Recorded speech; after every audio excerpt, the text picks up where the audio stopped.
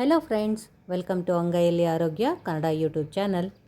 ಇವತ್ತು ನಾನು ಬೆನ್ನು ನೋವಿಗೆ ಹಾಗೂ ಸೊಂಟದ ನೋವಿಗೆ ರೆಮಿಡಿಯಾಗಿರುವಂತಹ ಮೊಳಕೆ ಬರಿಸಿದ ಮೆಂತ್ಯಕಾಳಿನ ಚಟ್ನಿನ ತೋರಿಸ್ತಾ ಇದ್ದೀನಿ.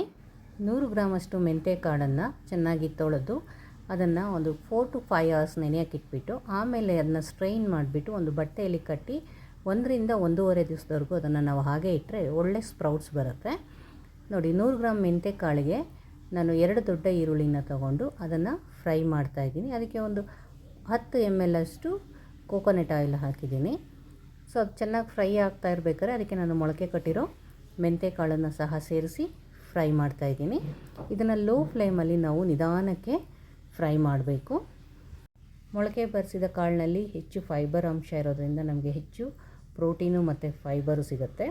ಹಾಗೆ ಇದರಲ್ಲಿ ಕ್ಯಾಲ್ಶಿಯಮ್ಮು ಮತ್ತು ಐರನ್ ಕಂಟೆಂಟು ಜಾಸ್ತಿ ಇರೋದ್ರಿಂದ ಸೊ ಬೆನ್ನು ನೋವು, ಸೊಂಟದ ನೋವಿಂದ ನರಳೋರಿಗೆ ಇದು ಒಳ್ಳೆಯ ಮೆಡಿಸನ್ನು. ಹಾಗೆಯೇ ಬಾಣಂತಿಯರಿಗೆ ಹಾಗೆ ಪ್ಯುಬರ್ಟಿ ಅಟೆಂಡ್ ಮಾಡಿರೋಂಥ ಹುಡುಗಿಯರಿಗೂ ಸಹ ಇದು ಬಲವರ್ಧನೆಯಾಗಿ ಉಪಯೋಗಿಸ್ಕೋಬೋದು. ಈ ಥರ ಲೋ ಫ್ಲೇಮಲ್ಲೇ ಫ್ರೈ ಮಾಡಬೇಕು. ಇದಕ್ಕೆ ಬೇಕಿದ್ದರೆ ನಾವು ತುಪ್ಪ ಅಥವಾ ಬೆಣ್ಣೆಯಲ್ಲಿ ಸಹ ಫ್ರೈ ಮಾಡ್ಕೋಬೋದು. ಈ ಫ್ರೈ ಮಾಡ್ತಾ ಇರಬೇಕಾದ್ರೆ ಇದಕ್ಕೆ ನಾವು ಒಣ ಮೆಣಸಿನ್ಕಾಯಿನ ಆ್ಯಡ್ ಮಾಡಬೇಕು. ಸೊ ಒಣ ಮೆಣಸಿನ್ಕಾಯಿನೂ ಇದರಲ್ಲೇ ಫ್ರೈ ಮಾಡಬೇಕು. ಮತ್ತು ನಾವು ಖಾರದ ಪುಡಿ ಹಾಕೋದ್ರಿಂದ ಇಲ್ಲಿ ನಿಮಗೆ ಖಾರಕ್ಕೆ ಅನುಗುಣವಾಗಿ ನೀವು ಮೆಣಸಿನ್ಕಾಯಿ ಹಾಕಿ, ಹಾಗೆ 1 ಸ್ಪೂನಷ್ಟು ಕಾಳು ಮೆಣಸನ್ನು ಹಾಕಿ ಇದ್ರ ಜೊತೆ ಚೆನ್ನಾಗಿ ಫ್ರೈ ಮಾಡಬೇಕು. ಇದರಲ್ಲಿ ಮೇನ್ ಆನಿಯನ್ದು ಮತ್ತು ಮೆಂತ್ಯಕಾಳಿನ ಹಸಿ ವಾಸನೆ ಹೋಗೋವರೆಗೂ ನಾವು ಹುರಿಬೇಕು. ಇದರಲ್ಲಿ ಉಪ್ಪು, ಹುಳಿ, ಖಾರ, ಕಹಿ ಎಲ್ಲವೂ ಹದವಾಗಿ ಮಿಕ್ಸ್ ಆಗಿರೋದ್ರಿಂದ ಬಾಯಿ ಕೆಟ್ಟಾಗ ಅಥವಾ ಜ್ವರ ಬಂದಾಗ ಈ ಚಟ್ನಿ ತುಂಬ ರುಚಿಕರವಾಗಿ ಅನಿಸುತ್ತೆ. ಮತ್ತು ಇದು ಬಾಯಿಯ ದುರ್ಗಂಧ ದೂರ ಮಾಡುತ್ತೆ. ಅದ್ರ ಜೊತೆಗೇ ಇಂಡೈಜೆಷನ್ ಅಂತ ಏನು ಹೇಳ್ತೀವಿ ಅಥವಾ ಹೊಟ್ಟೆ ಉಬ್ಬರಿಸೋದು ಆ ಥರ ಎಲ್ಲ ಪ್ರಾಬ್ಲಮ್ಗಳನ್ನ ಕೂಡ ಸಾಲ್ವ್ ಮಾಡುತ್ತೆ. ಚಪಾತಿ, ಪೂರಿ ಜೊತೆ ತಿನ್ಬೋದು. ಹಾಗೆಯೇ ರೊಟ್ಟಿಗಳ ಜೊತೆ ಚೆನ್ನಾಗಿರುತ್ತೆ. ಏನೂ ಇಲ್ಲಾಂದರೆ ಬಿಸಿ ಅನ್ನಕ್ಕೆ ತುಪ್ಪ ಹಾಕ್ಕೊಂಡು ಈ ಮೆಂತ್ಯಕಾಳಿನ ಚಟ್ನಿನ ಹಾಕ್ಕೊಂಡು ತಿಂದರೆ ತುಂಬ ಚೆನ್ನಾಗಿರುತ್ತೆ. ನೋಡಿ, ಈ ಥರ ಇದನ್ನು ಲೋ ಫ್ಲೇಮಲ್ಲೇ ಫ್ರೈ ಮಾಡ್ತಾ ಇರಬೇಕು. ಸೊ ಇವಾಗ ಇದಕ್ಕೆ ತೊಳೆದಿಟ್ಟಿರುವಂತಹ ಕೊತ್ತಂಬರಿ ಸೊಪ್ಪನ್ನು ಆ್ಯಡ್ ಮಾಡ್ತಾಯಿದ್ದೀನಿ. ಇದರಲ್ಲಿ ಸ್ವಲ್ಪ ಕಡ್ಡಿ ಥರ ಜಾಸ್ತಿ ತೊಗೊಂಡಿದ್ದೀನಿ. ಅದನ್ನು ಸಹ ಸೇರಿಸ್ಬಿಟ್ಟು ಚೆನ್ನಾಗಿ ಫ್ರೈ ಮಾಡಬೇಕು. ಎಲ್ಲ ಒಟ್ಟಿಗೆ ಹಾಕಿ ಫ್ರೈ ಮಾಡೋದಕ್ಕಿಂತ ಈ ಥರ ಒಂದೊಂದೇ ಐಟಮ್ ಹಾಕ್ತಾ ಫ್ರೈ ಮಾಡ್ತಾಯಿದ್ರೆ ಮೆಂತ್ಯಕಾಳು ಲೋ ಫ್ಲೇಮಲ್ಲಿ ಎಣ್ಣೆಯಲ್ಲಿ ಚೆನ್ನಾಗಿ ಫ್ರೈ ಆಗ್ತಾ ಇರುತ್ತೆ. ಹೊಸದಾಗಿ ಆ್ಯಡ್ ಮಾಡ್ತಾ ಇರೋವಂತಹ ಐಟಮ್ಗಳು ಸಹ ನಿಧಾನಕ್ಕೆ ಫ್ರೈ ಆಗ್ತಾ ಬರುತ್ತೆ. ಸೊ ಇಲ್ಲಿ ಮೆಂತ್ಯಕಾಳಿಗೆ ಸ್ವಲ್ಪ ಟೈಮ್ ಸಿಗುತ್ತೆ ಚೆನ್ನಾಗಿ ಫ್ರೈ ಆಗೋದಕ್ಕೆ. ನಾವು ಒಟ್ಟಿಗೆ ಹಾಕಿ ಫ್ರೈ ಮಾಡಿಬಿಟ್ರೆ ಸೊಪ್ಪು, ಈರುಳ್ಳಿ ಎಲ್ಲ ಬೇಗ ಫ್ರೈ ಆಗಿಬಿಡುತ್ತೆ. ಮೆಂತ್ಯಕಾಳು ಹಾಗೆ ಅರ್ಧಂಬರ್ಧ ಫ್ರೈ ಆಗಿಬಿಡುತ್ತೆ. ನೋಡಿ, ಇವಾಗ 1 ಗಡ್ಡೆಯಷ್ಟು ಬೆಳ್ಳುಳ್ಳಿನ ಹಾಕ್ತಾಯಿದ್ದೀನಿ. ಸೊ ಈರುಳ್ಳಿ, ಬೆಳ್ಳುಳ್ಳಿ ಹಾಕೋದ್ರಿಂದ ಹೊಟ್ಟೆ ಹಸಿವು ಜಾಸ್ತಿ ಆಗುತ್ತೆ. ಸೊ ಯಾರಿಗೆ ಅಜೀರ್ಣ ಆಗುತ್ತೆ ಅವರಿಗೆ ಇಂಥದ್ದು ತುಂಬ ಒಳ್ಳೆಯದಾಗುತ್ತೆ. ಬೆಳ್ಳುಳ್ಳಿ ಜಾಸ್ತಿ ಅಡುಗೆಯಲ್ಲಿ ಬಳಸೋದ್ರಿಂದ ಕೊಲೆಸ್ಟ್ರಾಲ್ ಲೆವೆಲ್ ಕೂಡ ಕಡಿಮೆ ಆಗ್ತಾ ಹೋಗುತ್ತೆ. ನೋಡಿ, ಇವಾಗ ಇದಕ್ಕೆ ನಾನು ಅರಿಶಿನ ಪುಡಿ ಹಾಗೆ ಸ್ವಲ್ಪ ಖಾರದ ಪುಡಿನ ಆ್ಯಡ್ ಮಾಡಿ ಫ್ರೈ ಮಾಡ್ತಾಯಿದ್ದೀನಿ.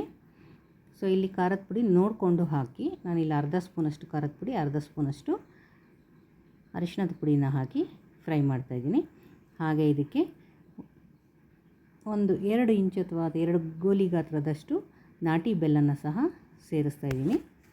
ಹಾಗೆ 2 ಗೋಲಿ ಗಾತ್ರದಷ್ಟು ಹುಣಸೆ ಹಣ್ಣು ಚೆನ್ನಾಗಿ ತೊಳೆದುಬಿಟ್ಟು ಅದನ್ನು ಸಹ ಆ್ಯಡ್ ಮಾಡಿ ಲೋ ಫ್ಲೇಮಲ್ಲೇ ಅವನ್ನೆಲ್ಲ ಫ್ರೈ ಮಾಡಬೇಕು.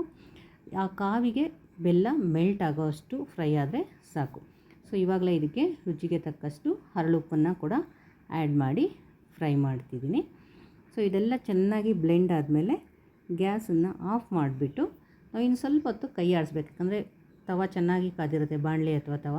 ಸೊ ಹಾಗೆ ಬಿಟ್ಬಿಟ್ರೆ ಅದು ತಳ ಹತ್ತೋ ಚಾನ್ಸಸ್ ಇರುತ್ತೆ. ಹಾಗಾಗಿ ನಾವು ಗ್ಯಾಸ್ನ ಆಫ್ ಮಾಡಿದ್ಮೇಲೂ 1-2 ನಿಮಿಷ ಇದನ್ನು ಸ್ವಲ್ಪ ಕೈ ಆಡಿಸ್ಬಿಟ್ಟು ಆರೋದಕ್ಕೆ ಬಿಡಬೇಕು. ಚೆನ್ನಾಗಿ ಆರಿದ್ಮೇಲೆ ಇದನ್ನು ಗ್ರೈಂಡ್ ಮಾಡ್ಕೋಬೇಕು. ಮೆಂತ್ಯಕಾಳನ್ನು ಮೊಳಕೆ ಕಟ್ಟಿ ಒಂದು ಚಟ್ನಿ ಮಾಡ್ಬೋದು. ಹಾಗೆ ಮೆಂತ್ಯಕಾಳನ್ನು ಫ್ರೈ ಮಾಡಿಬಿಟ್ಟು ಒಂಥರ ಚಟ್ನಿ ಮಾಡ್ಬೋದು. ಹಾಗೆ ಮೆಂತ್ಯಕಾಳನ್ನು ಒಂದು 2 hours ನೆನೆಸಿಟ್ಬಿಟ್ಟು ಅದರಲ್ಲೂ ಈ ಥರ ಚಟ್ನಿ ಮಾಡ್ಬೋದು. ಸೊ ಮೆಂತ್ಯಕಾಳು ಬೇಸು ಮಾಡೋ ವಿಧಾನ ಸ್ವಲ್ಪ ಚೇಂಜ್ ಆಗಿರುತ್ತೆ. ನೋಡಿ, ಇವಾಗ ಚೆನ್ನಾಗಿ ಆರಿದ ಮೇಲೆ ಇದನ್ನು ಒಂದು ಮಿಕ್ಸಿ ಜಾರ್ಗೆ ಟ್ರಾನ್ಸ್ಫರ್ ಮಾಡ್ಕೋಬೇಕು. ಇದು ಒಳ್ಕಲ್ಲಲ್ಲಿ ರುಬ್ಬಿದ್ರೆ ತುಂಬ ಟೇಸ್ಟ್ ಇರುತ್ತೆ. ಬಟ್ ಒಳ್ಕಲ್ಲು ಇಲ್ಲದೆ ಇರೋದ್ರಿಂದ ನಾವು ಇದನ್ನು ಮಿಕ್ಸಿ ಜಾರ್ಗೆ ಹಾಕಿ ಗ್ರೈಂಡ್ ಮಾಡ್ತೀನಿ. ತುಂಬ ನೈಸಿಗೆ ಮಾಡಬಾರ್ದು, ಸ್ವಲ್ಪ ತರಿಯಾಗಿ ಇರಬೇಕು. ನೋಡಿ, ಅದರ ಎಣ್ಣೆ ಅಂಶದಲ್ಲೇ ಅದು ಚೆನ್ನಾಗಿ ಗ್ರೈಂಡ್ ಆಗುತ್ತೆ. ನೀರು ಆ್ಯಡ್ ಮಾಡಿಲ್ಲದೆ ಇರೋದ್ರಿಂದ ಈ ಚಟ್ನಿ ನಾನು ಒಂದು ವಾರದವರೆಗೂ ಹಾಗೆ ಕೆಡದೆ ಇಟ್ಕೋಬೋದು. ಈಗ ಬಿಸಿ ಬಿಸಿ ಅನ್ನಕ್ಕೆ ತುಪ್ಪದ ಜೊತೆ ಈ ಮೆಂತೆ ಕಾಳಿನ ಚಟ್ನಿ ಸವಿಯಲು ಸಿದ್ಧವಾಗಿದೆ. ರೆಸಿಪಿ ಇಷ್ಟ ಆದರೆ ಚಾನಲ್ನ ಸಬ್ಸ್ಕ್ರೈಬ್ ಮಾಡಿ, ಹಾಗೆ ಲೈಕ್ನ ಕೊಡಿ. Thank you for watching.